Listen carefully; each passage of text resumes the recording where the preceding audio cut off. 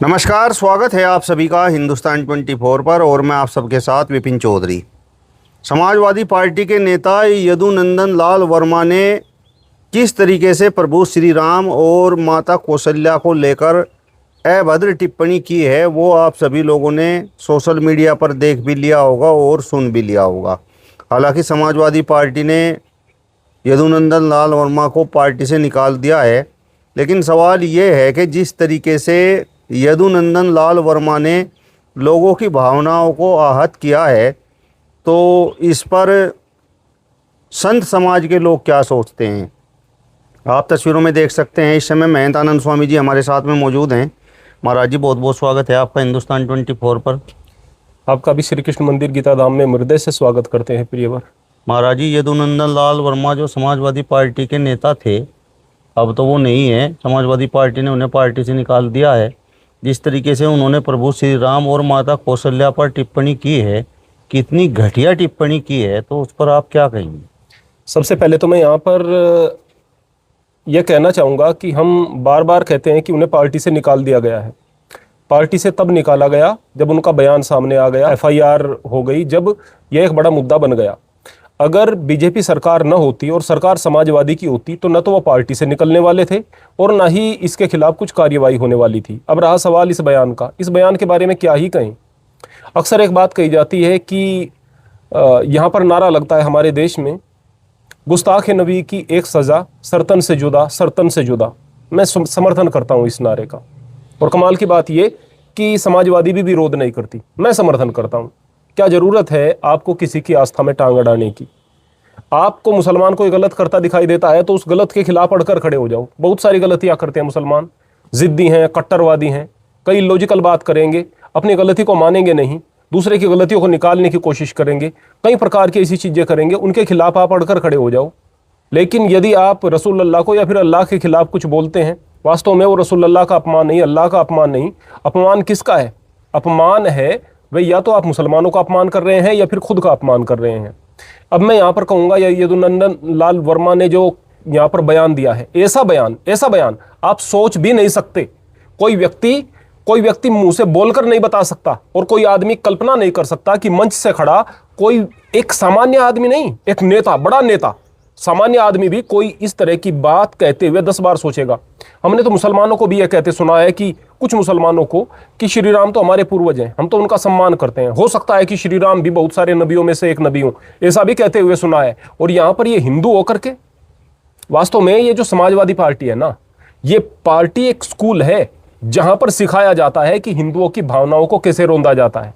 अब कहते हैं कि देखो इसको पार्टी से अलग कर दिया। आप अखिलेश यादव को पार्टी से कब निकालोगे भाई? अखिलेश यादव ने अभी कुछ समय पहले बयान दिया था कि ये जो गंगा में इफ्तार पार्टी कर रहे हैं, और इफ्तार पार्टी करते हुए उन्होंने जो जानवरों की हड्डियां, जो चिकन बिरयानी वगैरह जो भी बिरयानी खा रहे थे, उन हड्डियों को गंगा जी में फेंक करके वीडियो बनाई। वो वीडियो किस लिए बनाई? हिंदुओं को धिक्कारने के लिए, उनका मनोबल तोड़ने के लिए। और उसके बाद भी वहां पर जो है अखिलेश यादव कहते हैं कि क्यों नहीं बना सकते वहां पर इफ्तार पार्टी? पैसा दे देते, आप SP को पैसा दे देते, आप पुलिस वालों को पैसा दे देते, पैसा हथेली पर रख देते, हथेली गरम और पुलिस वाले नरम। इस तरह के बयान वो दे रहे हैं। हिंदुओं की भावनाओं की कोई कदर नहीं है। मां गंगा का अपमान इससे छोटी बात तो नहीं थी। उनको कब निकालोगे भाई आप, अगर निकालने वाली बात बनती है? और फिर मैं एक और बात यहां पर पूछना चाहता हूं। अभी आपके सामने एक आपके बाबा आए थे, IIT बाबा, कुछ समय पहले। उन्होंने मां काली के बारे में इसी तरह की गंदी बात कही थी, इतनी ही गंदी बात थी वो। और आप उस गंदी बात को सुनते हुए, हिंदू लोगों से पूछना चाहता हूं, उस गंदी बात को सुनते हुए कह रहे थे वाह जी वाह, वाह जी वाह, ये तो बिल्कुल साक्षात परमेश्वर है, ये तो तंत्र का हिस्सा है। आप इन बेइज्जती को, इस प्रकार के अपमान को अगर हजम कर जाते हो तो फिर इस तरह की चीजें तो आप लोगों के साथ होंगी। और कमाल की बात यह है कि आप लोग उसके बाद भी यह कहते हो असली वाले हिंदू तो हम हैं। समाजवादी वाले लोग कहते हैं असली वाले हिंदू तो हम हैं, समाजवादी पार्टी कहती है असली हिंदू तो हम हैं, ये नकली हिंदू हैं। ये असली हिंदू हो आप लोग? ये असली हिंदू हो? एक आदमी दूसरी पार्टी का भी कोई गलत काम करते हुए पकड़ा जा सकता है, इसलिए क्योंकि व्यक्तिगत तौर पर वो गलत काम कर रहा था, पर यह एक संस्कार और शिक्षा की बात है। वहां पर उस पार्टी में बार बार अलग अलग नेताओं ने हिंदू भावनाओं का अपमान किया है, और अखिलेश यादव ने रिसेंटली, ज्यादा समय नहीं हुआ, अभी हिंदू भावनाओं का अपमान किया था। उन्हें कब निकालोगे भाई? और इस बयान को सुनने के बाद भी जितना गंदा बयान है, जितना गंदा सोच भी नहीं सकता कोई। इस बयान को सुनने के बाद भी यदि आप लोग जो हिंदू हैं गैरत से मर नहीं जाते और अपने आप को फिर भी कहते हैं कि हम समाजवादी के जो हैं सिपाही हैं, अरे डूब मरने की बात है तुम्हारे लिए, डूब मरने की बात है। इससे बढ़कर और नहीं कुछ कहा जा सकता। महाराज जी, यदुनंदन लाल वर्मा ने जिस समय ये बयान दिया तो वो तो किसी किताब का भी जिक्र कर रहे हैं कि भाई किसी किताब में इस तरीके से लिखा हुआ है। देखिएगा प्रियवर, किताब का हवाला देते हुए, जो इस्लामिक स्क्रिप्चर है उसका हवाला देते हुए कुछ लोगों ने टिप्पणी की रसूल अल्लाह पर, और वो जो कहते हो उसका हवाला दिया जो किताब का हवाला था, और कोई इतनी ज्यादा भद्दी बात भी नहीं कही। उसके बाद भी उसको गुस्ताखे रसूल कहा गया, और मैं कहूंगा सही कहा।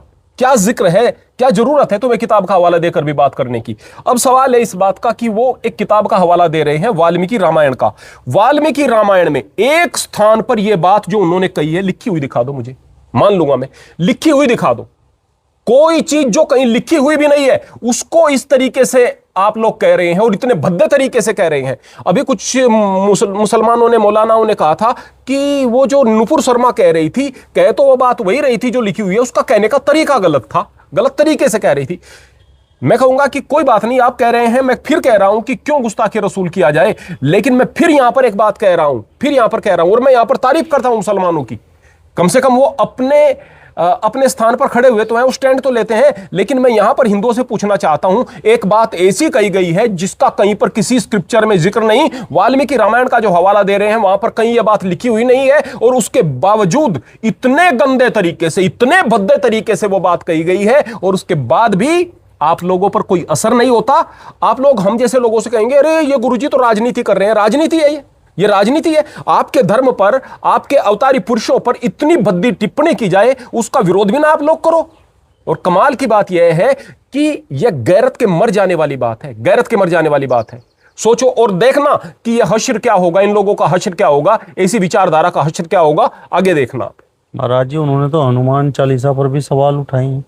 देखिएगा प्रियवर, अगर देवी देवताओं का अपमान कर रहे हैं वो भी गलत है, गलत भाषा का उपयोग कर रहे हैं वो भी गलत है, हनुमान चालीसा का अपमान कर रहे हैं वो भी गलत है। लेकिन मैं एक बात कहूंगा, मेरा जो दिल दुखा है वो उतनी गंदी बात जो माता कौशल्या के लिए कही गई उस पर दुखा है। हनुमान चालीसा 16वीं शताब्दी में आया है, हिंदू धर्म उससे बहुत पहला है। हनुमान चालीसा श्री तुलसीदास जी ने लिखा है, वह एक कवि थे, उन्होंने लिखा है।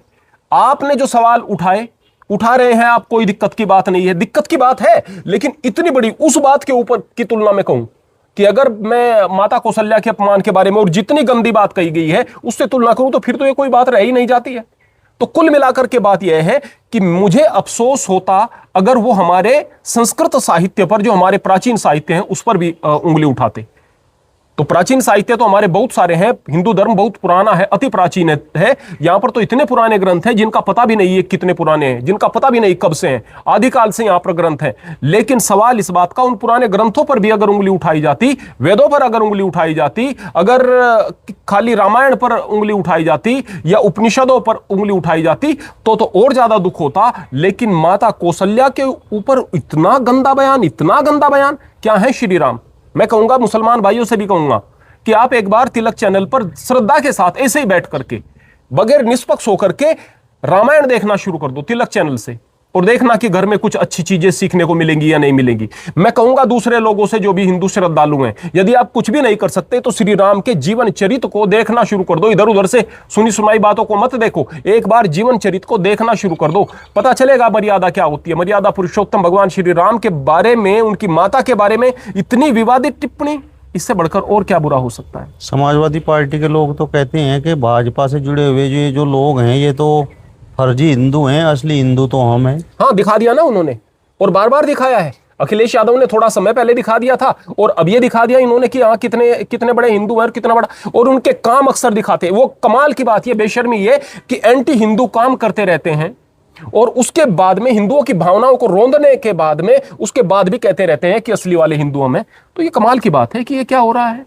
महाराज जी, इस तरीके से तो अगर हम आज़ाद समाज पार्टी की बात करें या फिर भीम आर्मी की बात करें, वो भी इस तरीके से देवी देवताओं पर उंगलियां उठाते रहते हैं, तो समाजवादी पार्टी को ही क्यों आप दोष दे रहे हैं? क्या आप कल्पना कर सकते हैं कि चंद्रशेखर इस तरह का बयान दे सकता है?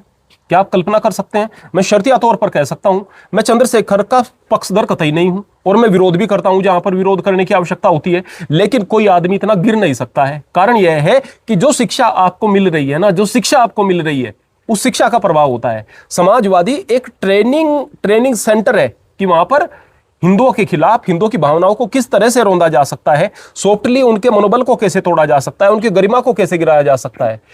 बयान आए हैं हिंदू देवी देवताओं के खिलाफ, चंद्रशेखर की तरफ से भी आए होंगे, जरूर आए होंगे, आते रहते हैं, लेकिन यहां देवी देवताओं के खिलाफ वाली बात नहीं है। यहां तो कुछ एक्सट्रीम लेवल पर बात चली गई है, वो हो गया है जो अब तक किसी ने सोचा भी नहीं था और भविष्य में शायद कोई इतनी बड़ी जरूरत कर पाएगा। इससे बढ़कर और गंदगी कुछ नहीं हो सकती है।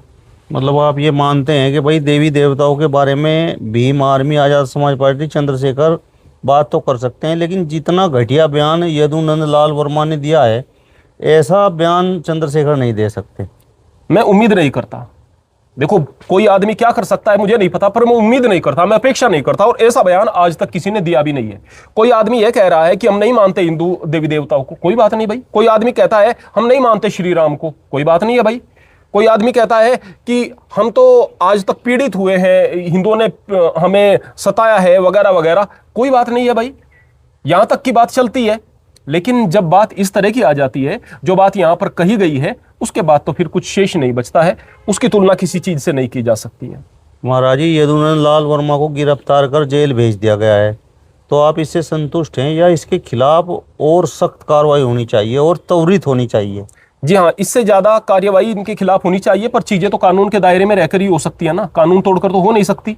अब मान लिया योगी जी चाहे कि मैं इसको फांसी पर चढ़ा दूं, पर कानून तोड़कर कैसे चढ़ा सकते हैं? या फिर सरकार चाहे कि हाँ, इनको और ज्यादा कठिन सजा मिले, जितनी की प्रावधान है, जितना हो सकता है उतना किया जा रहा है। और ये बीजेपी यहां पर है, यहां पर योगी जी हैं, इसलिए हो रहा है। अगर सरकार यहां पर समाजवादी की होती तो यहां पर तो राम भक्तों पर गोली भी चलाई गई थी, फिर तो यहां पर कुछ भी हो सकता था। तो जाहिर सी बात है, अगर सरकार समाजवादी की होती ना, तो फिर उसके बाद तो इन्हें हीरो करार कर दिया जाता, और पार्टी से निकालना तो अलग बात है, उसके पश्चात तो फिर इनका बड़ा सम्मान होता। गिरफ्तार होने की तो बात ही कुछ और थी। चलिए, तो फिलहाल इस वीडियो में बस इतना ही। अगली वीडियो में फिर आपसे मुलाकात होगी, तब तक बने रहिए हिंदुस्तान 24 के साथ। नमस्कार।